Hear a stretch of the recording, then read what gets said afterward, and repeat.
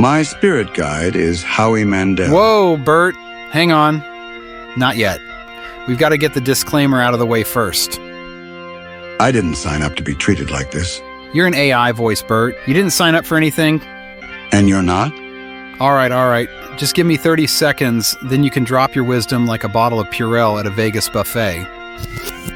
What you're about to hear is a reading from My Spirit Guide is Howie Mandel, recorded live using the 11 Labs reading app. No voices were cloned, stolen, or sold. This is just storytelling. The cleanest secret you'll ever keep. Okay, Burt, let it rip.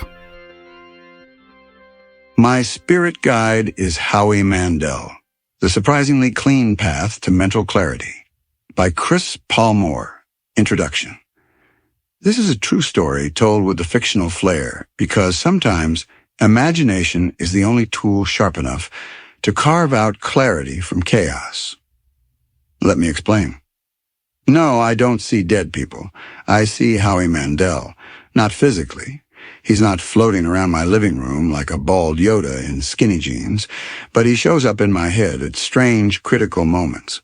Not with deep spiritual wisdom or secret universal truths. No incense, no glowing orbs. Instead, he offers something much more useful. Panic, laughter, and an urgent reminder to sanitize.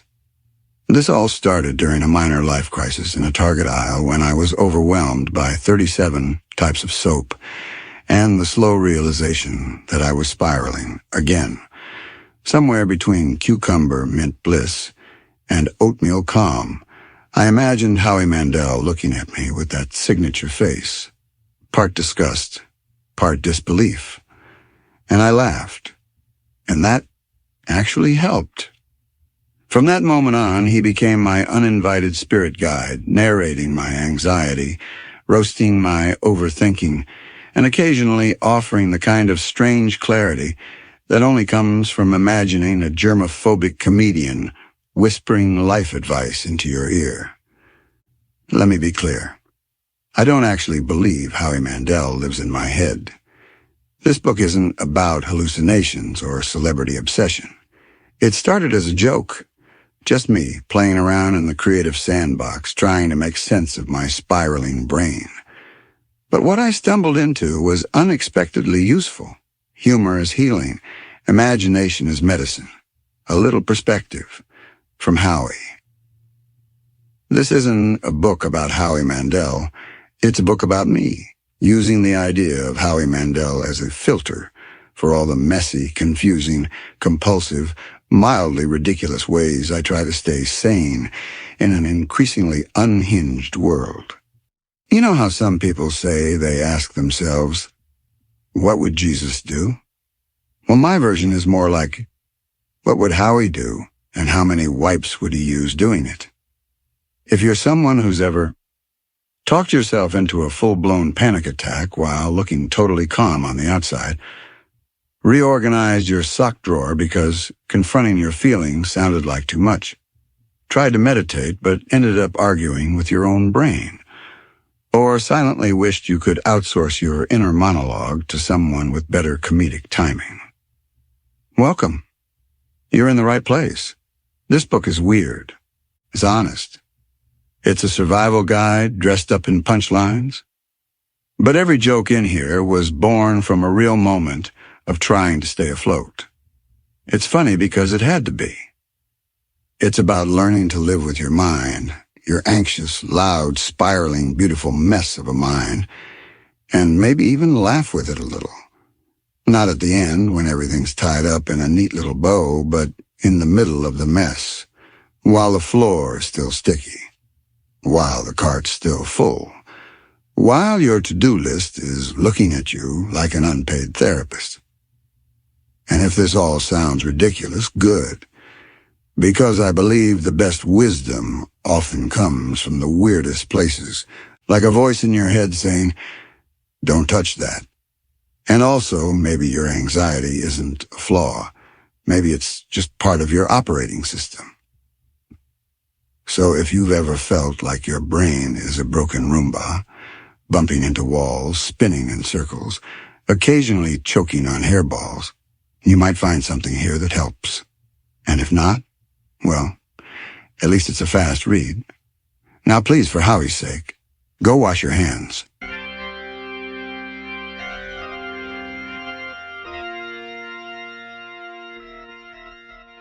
Chapter 1. The Vision in Aisle 5.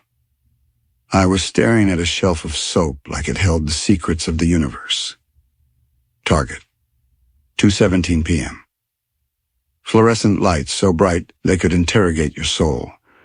Somewhere between seasonal candles and home goods, my brain just stalled. I had come in for toothpaste. That was the plan. Toothpaste, maybe a snack. Get out.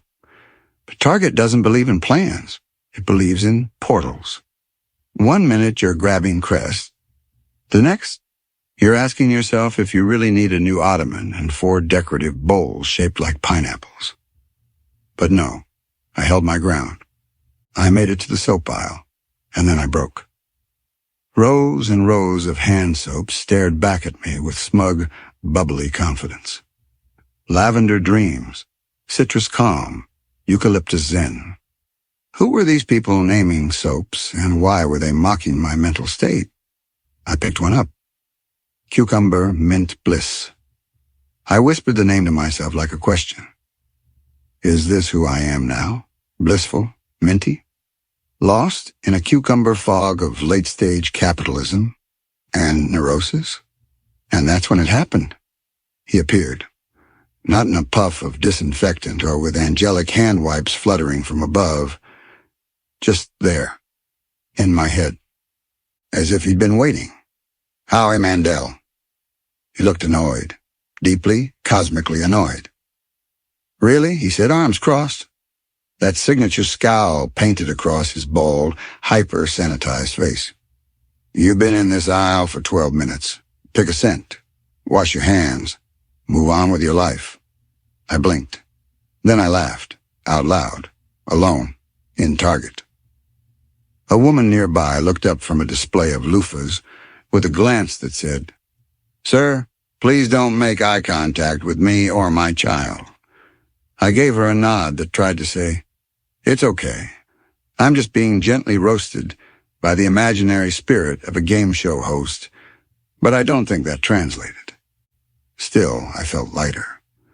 The storm cloud that had been circling my head, whispering, You're overwhelmed, you're unproductive, you're a human trash fire, suddenly paused to raise an eyebrow and say, Wait, what just happened?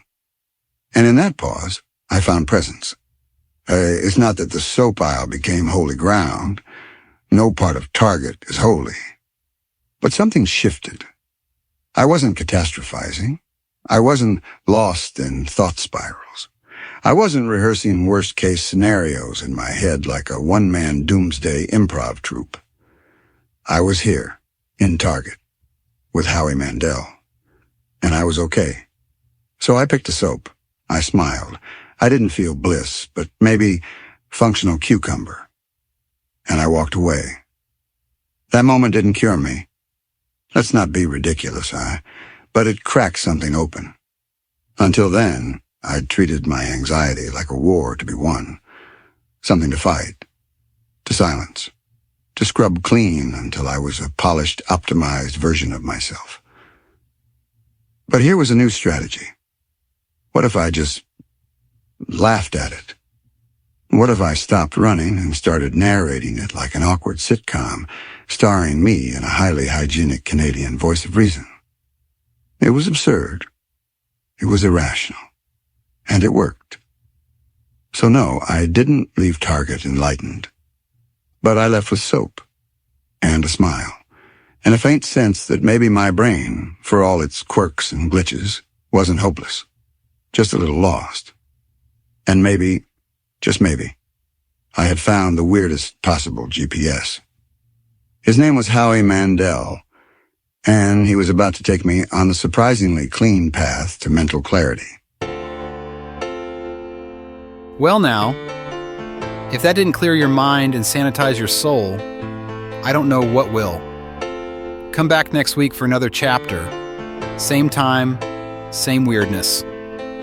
Hit subscribe, keep it quiet, and remember, this never happened.